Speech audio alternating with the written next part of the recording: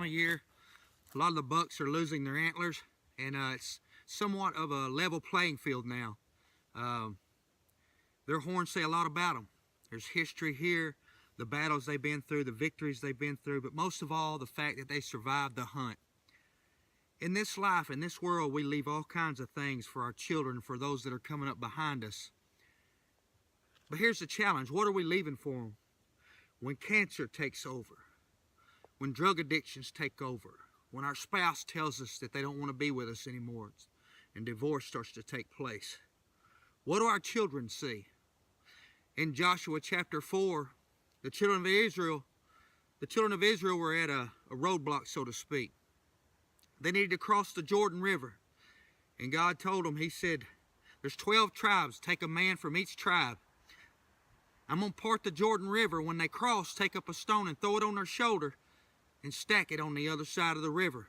And the children of Israel says, why does God want us to do that? And God says, because I want to show your children's children.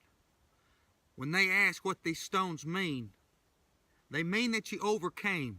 They mean that God parted the Jordan River in a time in your life when you needed it. So today I wonder, how many of us are leaving things that are going to help our children's children when we leave this world? How do we act in the middle of the storms? A couple of years ago, my daughter and I, Riley, my middle girl, were on a ground blind right next to a bluff.